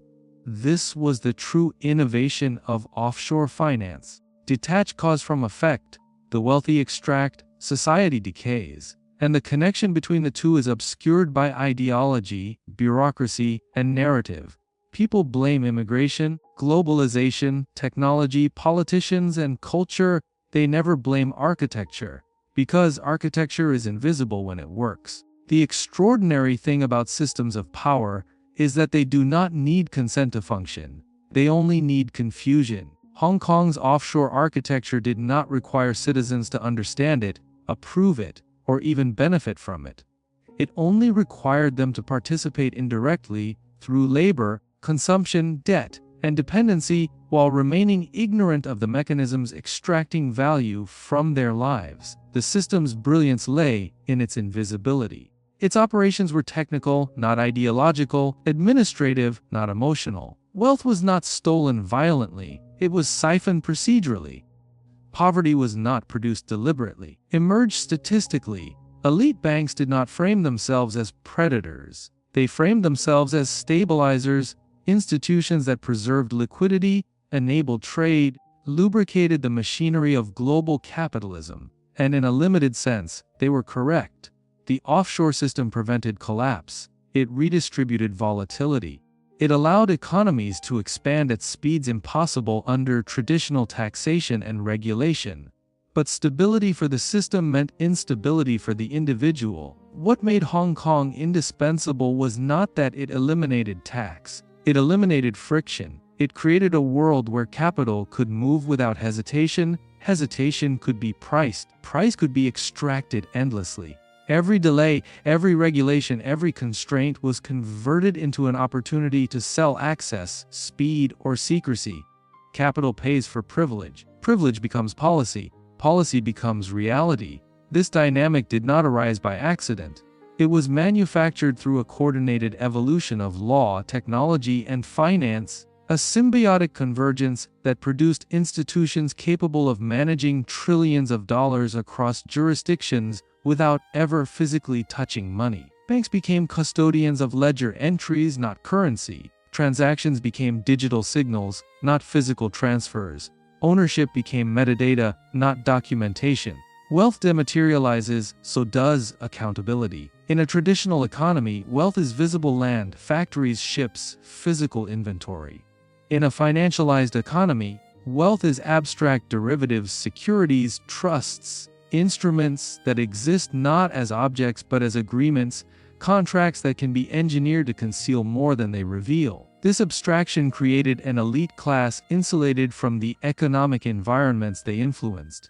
Their wealth was not vulnerable to inflation, taxation, unemployment, or national decline. Their wealth existed everywhere and nowhere, stored in entities that floated above borders like satellites. Meanwhile, citizens remained tethered to geography, to housing markets they could not afford, to wages that could not rise, to debts that could not be discharged. In this sense, offshore finance did not merely concentrate wealth, it redistributed vulnerability. The more capital escaped regulation, the more governments shifted fiscal burdens downward. Taxes increased on labor, not capital, consumption, not speculation, income, not inheritance. Citizens became funders of the system that extracted from them. The offshore model was not an evasion of taxation. It was a transfer of obligation. The wealthy paid less because everyone else paid more. This redistribution did not generate outrage because it happened gradually. Erosion, unlike revolution, is invisible while it occurs and obvious only in retrospect. A generation wakes up one morning to discover that healthcare is unaffordable, housing is inaccessible, education is unattainable, and retirement is implausible, and they do not realize that these conditions emerged not from cultural decay, but from financial engineering. Hong Kong was not a symptom of inequality, it was a factory of it. The city did not merely benefit from offshore capital. It monetized it through fees, services, property markets, and financial infrastructure. But this monetization did not enrich society. It enriched architecture, glass towers, luxury developments, private clubs, exclusive enclaves designed to service capital, not citizens. Hong Kong's skyline became a monument to extraction structures built not for human habitation, but for asset storage. Apartments priced at levels unreachable by 99% of the population remained dark, empty, silent, warehouses for offshore wealth disguised as residences. Real estate ceased to be a shelter. It became collateral. Homes were not built to be lived in. They were built to be securitized. This logic spread outward, first to Vancouver, then Toronto, then London, then New York. Cities transformed from communities into vaults, from public spaces into private portfolios. Citizens became tenants in places built for investors, not inhabitants. Western politicians blamed immigration, environmental regulation, zoning restrictions, and cultural shifts. They never blamed global capital. They never blamed offshore architecture. They never blamed the system that monetized land faster than labor could afford it. Because the system produced donors, not voters. Governments did not exist to serve citizens. They existed to service flows. This service was not ideological, it was existential. States require capital to function. Offshore networks hold capital hostage. Governments must comply not because elites threaten them, but because markets do. Markets punish disobedience with capital flight, interest spikes, currency decline, asset collapse. These punishments are not personal. They are automatic, executed by algorithms, not conspiracies. Elite wealth does not need to coerce politicians. It simply needs to exist beyond their control. Hong Kong perfected this model, a city that governed capital by being governable by capital. Its institutions offered minimal interference, maximum predictability, and near total neutrality. Its legal system was designed not to protect citizens from power, but to protect capital from citizens. Even when the city's political autonomy was challenged, its financial autonomy remained sacrosanct. China could influence elections, media, civil liberties. It could not afford to disrupt the machinery of offshore finance. Capital was the one constituency that could not be antagonized. The irony was profound. The most successful experiment in neoliberal globalization existed inside a nominally communist state. China embraced offshore finance not because it supported capitalism ideologically, because it recognized its utility operationally. Communism governs citizens, capitalism governs capital, China governed one, Hong Kong governed the other. This paradox revealed a deeper truth: ideology is irrelevant at the level of capital. Capital does not care whether it circulates through democracies, dictatorships, monarchies, or oligarchies. It cares about predictability, not principle. Systems that guarantee profit are legitimate. Systems that threaten profit are unstable and punished accordingly. Citizens worry about freedom, capital worries about certainty, and Hong Kong delivered certainty. The system functioned with ruthless stability, regardless of election cycles, economic downturns, or geopolitical conflict. Banks did not treat Hong Kong as a city. They treated it as hardware, an operating system through which global capital could run without interruption.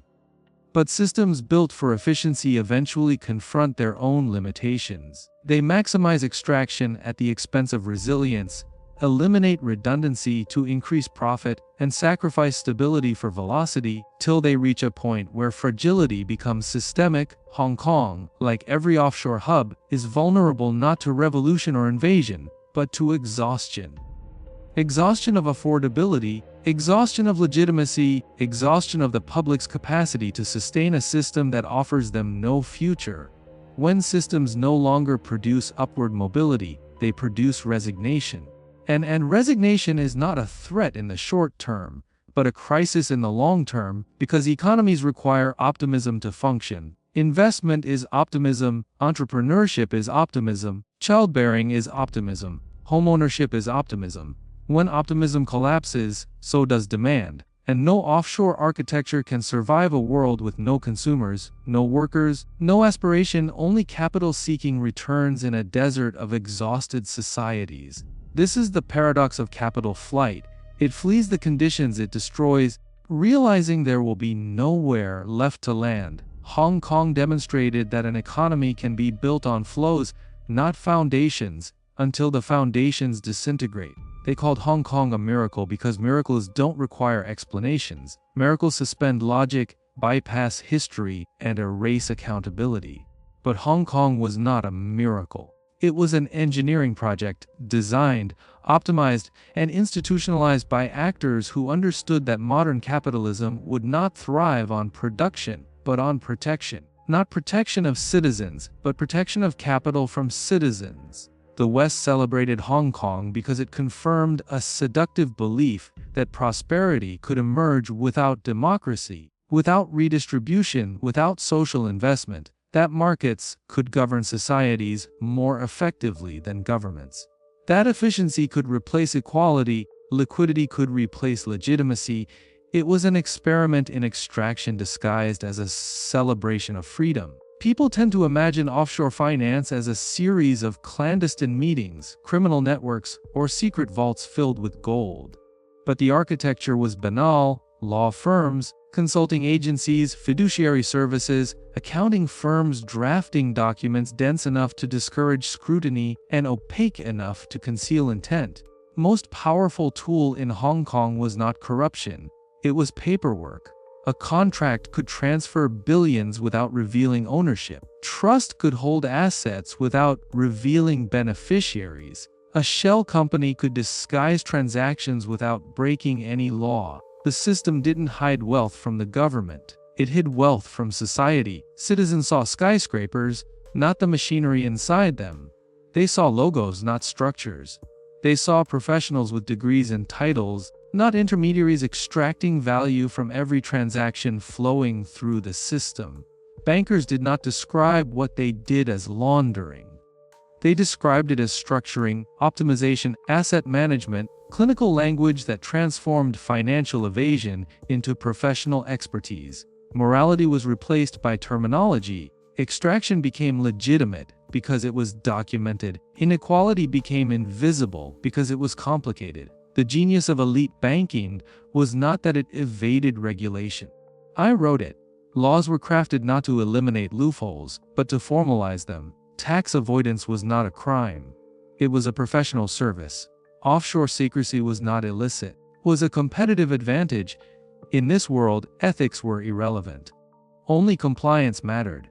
And compliance could be purchased, Governments framed regulation as a battle between good and evil, legitimate and illegitimate, moral and immoral.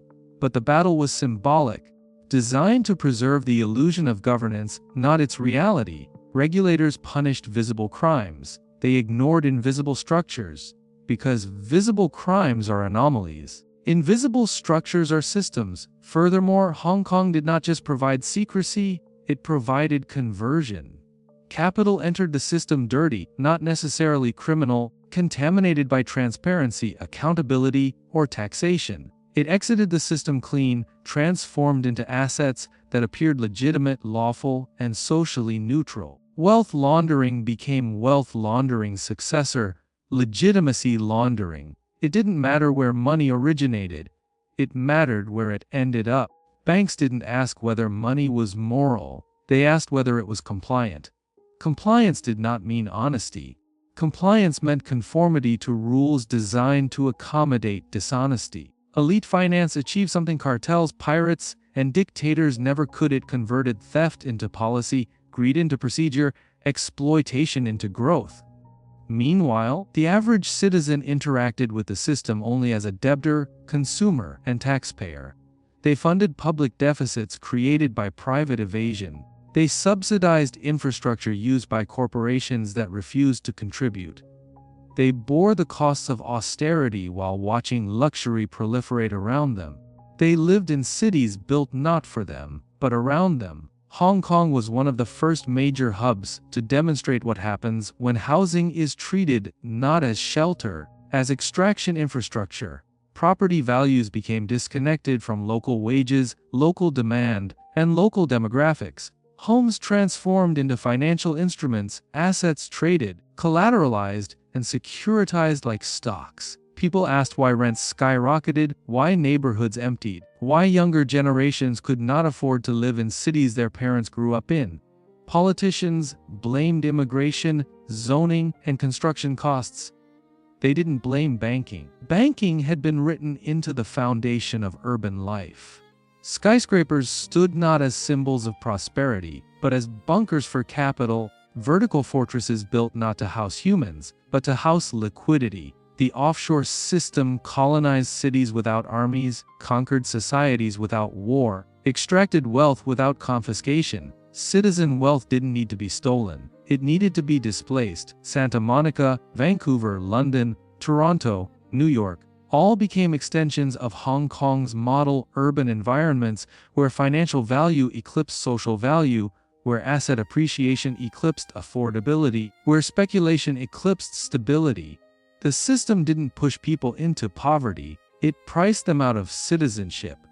This was not a malfunction, it was a business model. Capital seeks yield above all else. Housing becomes a platform for extraction, not a fundamental right. Wages become a barrier to profitability, not a measure of dignity. Education becomes debt, not opportunity. Healthcare becomes subscription, not service. Human beings become markets, not stakeholders. Hong Kong revealed an uncomfortable truth. Modern capitalism does not need thriving populations to function. It needs functional populations, working enough to sustain consumption, indebted enough to require employment, powerless enough to avoid rebellion, atomized enough to lack solidarity. Governments once tasked with safeguarding public welfare became stewards of this model, administering scarcity rather than alleviating it, disciplining citizens rather than restraining capital. Citizens were told the economy depended on their productivity. In truth, the economy depended on their precarity. Precarity breeds compliance. Compliance ensures stability. Stability guarantees returns. Meanwhile, elite wealth existed in a parallel universe, liquid, mobile, anonymous, unfettered by borders, budgets, or obligations. The geography of inequality inverted. The wealthy belonged to every country. The poor belonged to one. Cities became platforms. Nations became jurisdictions. Populations became revenue streams. And the financial empire, an offshore infrastructure, expanded across continents, not through conquest but through compliance, not through violence but through law, not through fear, through calculation. Hong Kong did not change the world by example. It changed the world by export. The offshore model migrated to London, Singapore, Zurich, Delaware, Luxembourg, Cayman, Dubai, each hub specializing in a different form of invisibility. Some laundered money, some laundered identity, some laundered ownership, some laundered responsibility. Together, they formed a global architecture of unaccountable wealth, an empire without borders, constitution, or citizens. This empire does not need democracy, it does not need morality, it does not need narrative. It needs only one resource: capital seeking refuge.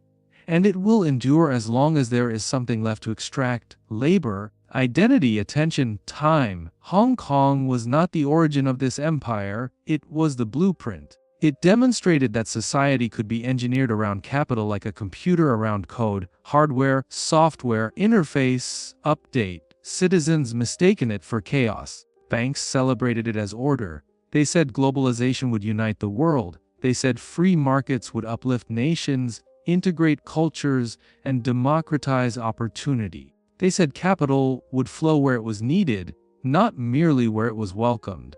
But globalization was not a humanitarian project.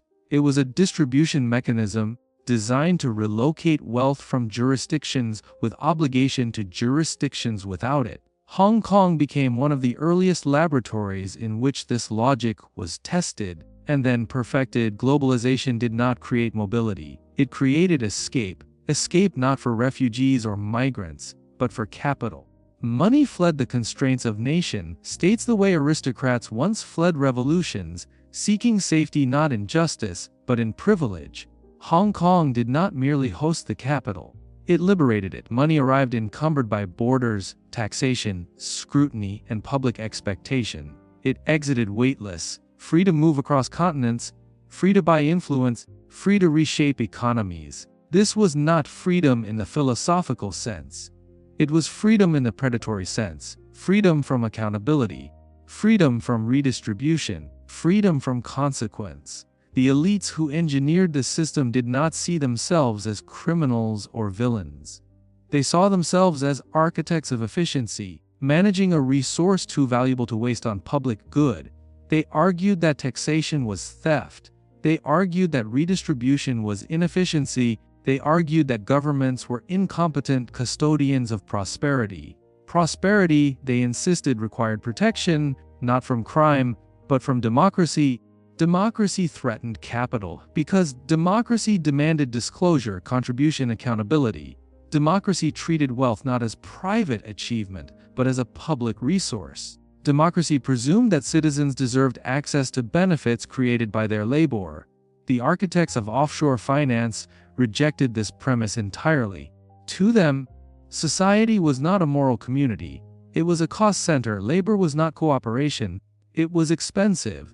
Public goods were not investments. They were liabilities. And so they built a system that inverted the social contract. Instead of the rich subsidizing the public subsidized the rich. Hong Kong demonstrated how wealth entered the city with no obligation to infrastructure, no obligation to wages, no obligation to community. It occupied real estate, consumed legal services, leveraged state stability while giving nothing back to the society that sustained it. Meanwhile, citizens funded the hospitals, schools, transit systems, courts, and police that protected the environment necessary for capital to operate. This inversion was not hidden. It was praised. Economists cited growth. Politicians cited competitiveness. Bankers cited efficiency. No one asked for growth. No one asked efficiency for what? Hong Kong succeeded not because it liberated workers, because it liberated wealth from workers. It created an economy in which prosperity was measured not by public thriving, but by asset appreciation. This model traveled west to London and New York, where financial centers learned a brutal lesson: the cheapest citizen is the one who pays for their own exploitation.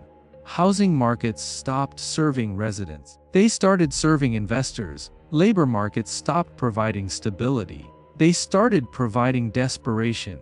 Universities stopped cultivating knowledge. They started generating debt. Healthcare stopped healing sickness. It started monetizing illness.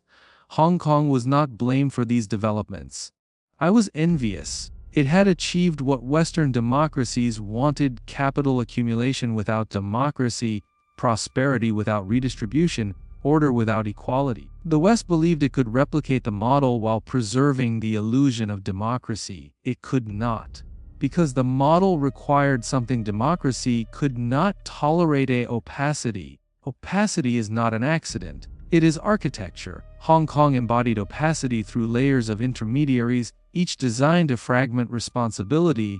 Law firms drafted structures, banks executed transfers, trust companies obscured identity, consultants optimized loopholes, accountants sanitized records. Everyone knew the function. No one knew the owner. The system did not conceal crime. It concealed power. Power that could invest without disclosure. Power that could speculate without risk.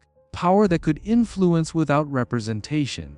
This opacity migrated into Western democracies, where voters believed that elected officials governed, unaware that governance had been outsourced to technocratic elites, who answered not to citizens but to investors. And so, the most consequential decisions in society ceased to be political. They became financial. Interest rates determined employment. Asset prices determined policy. Risk models determined social programs. Compliance regimes determined enforcement. Politics became theater. Finance became the government. Citizens sensed their irrelevance but misdiagnosed its cause. They blamed cultural decline, immigration, technology, and political corruption. They did not realize that their governments had already surrendered sovereignty.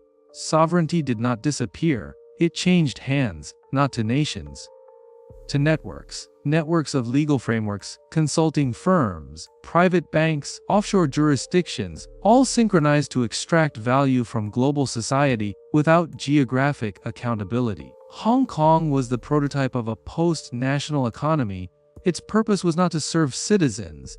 Its purpose was to coordinate flows, flows of money, flows of ownership, flows of information, flows of influence. Flows that required predictable stability, not democratic consensus. Democracy could only obstruct these flows. Democracy was unpredictable, emotional collective. Markets were precise, rational, individual. Democracy required compromise. Markets required compliance. The offshore system offered a way to escape democracy without dismantling it. Hong Kong proved that a city could function as a democratic simulation for citizens and an authoritarian sanctuary for capital. Citizens voted. Capital didn't. Citizens obeyed law. Capital wrote it. Citizens bore consequences. Capital avoided them. And when the model reached scale, elites made a discovery that changed the course of history. Society does not need to collapse for democracy to end. It only needs to become irrelevant. People don't riot when they lose power.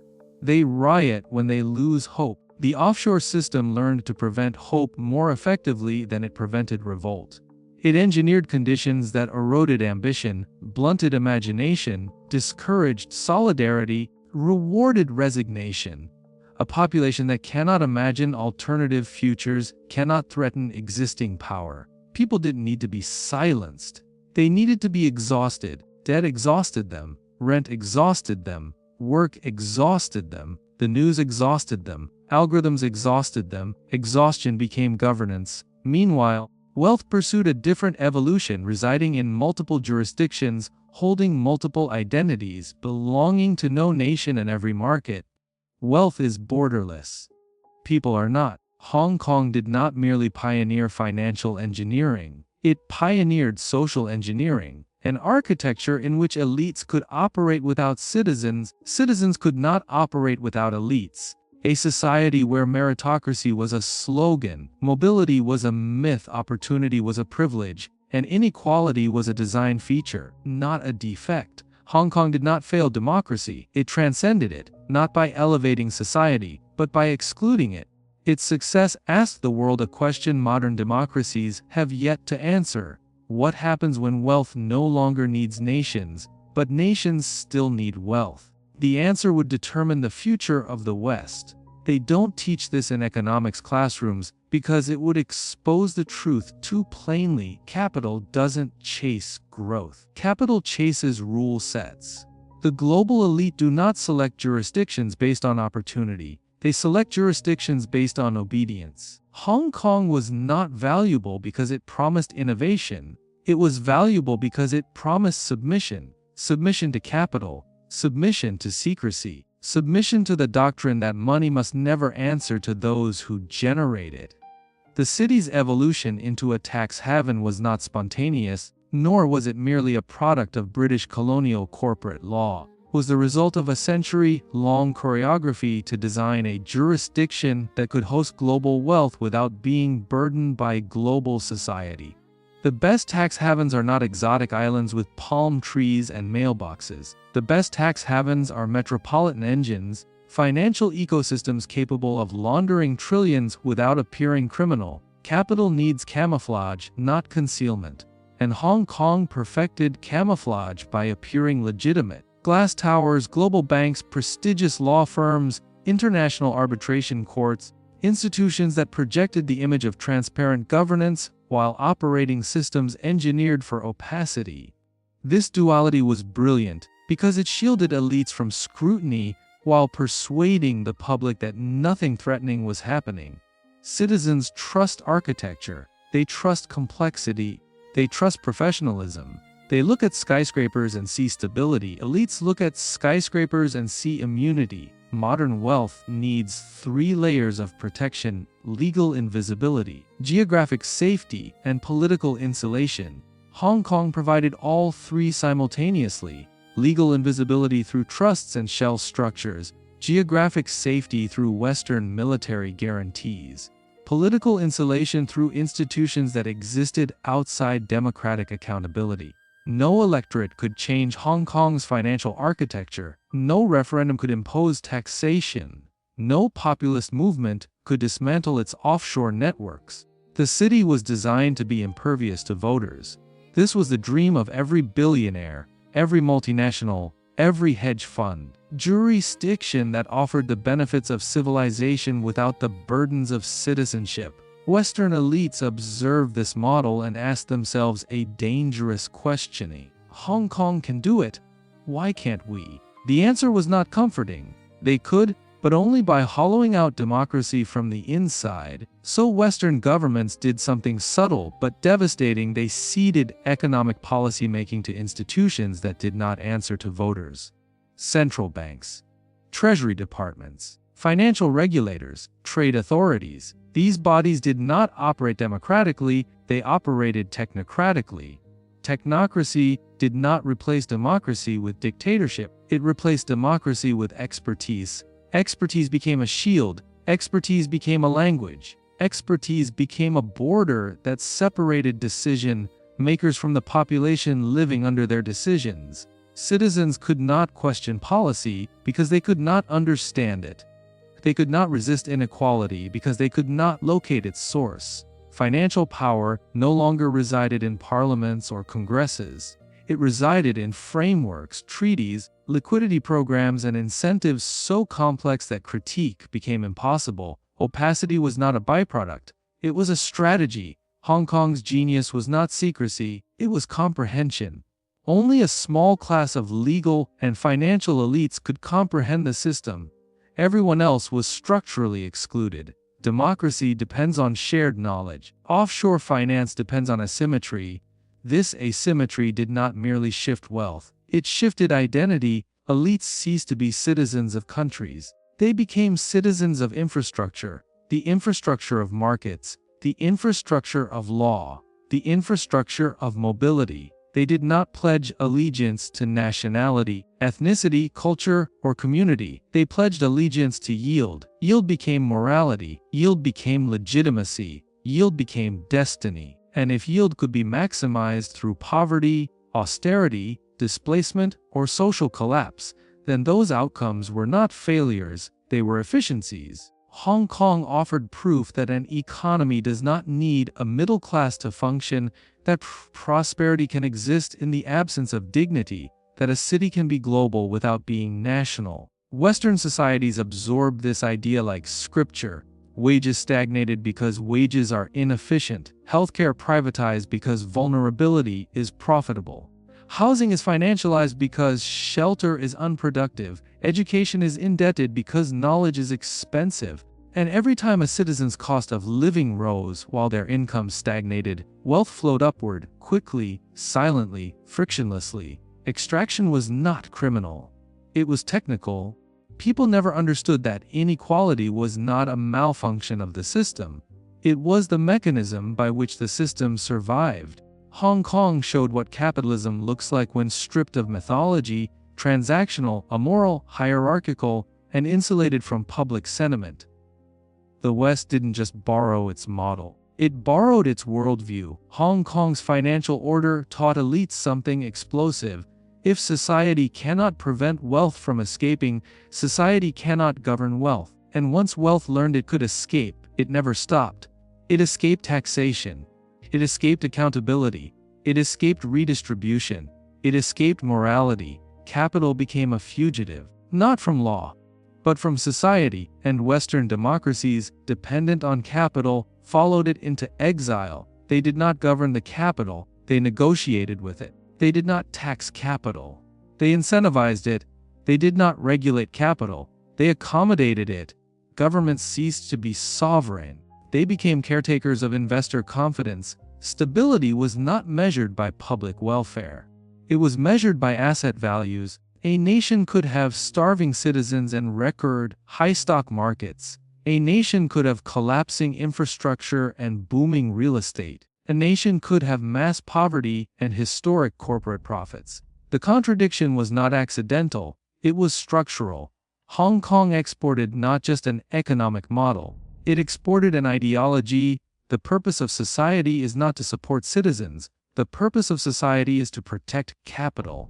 The West, desperate for investment, adopted it faithfully. Consequence was profound. Citizens inherited debt. Corporations inherited sovereignty. Individuals lost homes. Investors bought cities. Workers lost bargaining power. Shareholders gained legal supremacy. The people who produced value earned insecurity. The people who extracted value earned immunity. The West did not become Hong Kong by copying its laws. It became Hong Kong by abandoning its people. And in the process, elites made one final discovery. You don't need authoritarianism to suppress democracy, you only need economics. Bankruptcy replaces rebellion. Rent replaces protest. Fear replaces ideology. Exhaustion replaces dissent. A population fighting for survival does not fight for power. It fights for permission to continue. Hong Kong demonstrated the future. West is living inside it. There is a myth that systems reach a point of equilibrium, a moment where contradictions resolve, where inequality stabilizes, where extraction becomes sustainable. But systems built on asymmetry do not seek balance. They seek totality. They expand until they encounter a limit they cannot cross, or a cost they cannot ignore. Hong Kong's model did not stop at offshore banking, corporate structuring, or tax minimization. Its logic metastasized into something far more ambitious: the creation of an economic order in which wealth could exist without residence, law without jurisdiction, ownership without responsibility. Global elites did not want to avoid taxation. They wanted to avoid belonging. Belonging comes with obligations. Obligations create vulnerability. Vulnerability is a liability. So the system designed a mechanism to engineer a class of actors who could exist everywhere and nowhere, participate in every market while belonging to none, influence every policy while being governed by none. These were not citizens. They were entities, entities with passports, but no nationality, with assets, but no accountability, influence, but no exposure. They lived in a world where geography was symbolic, where borders were abstractions, where home was not a place but a strategy. Hong Kong perfected this strategy by creating economic pathways that allowed capital to exist outside the consequences of the society it extracted from. Wealth could flow through a family office, a law firm, an offshore trust, a special purpose vehicle, without ever touching the world that produced it. You could earn profits in a country, extract them through Hong Kong, and invest them in another country without ever contributing to the infrastructure that made the profits possible. Roads could crumble, schools could decay, Hospitals could collapse. It did not matter, because the capital they served had already left.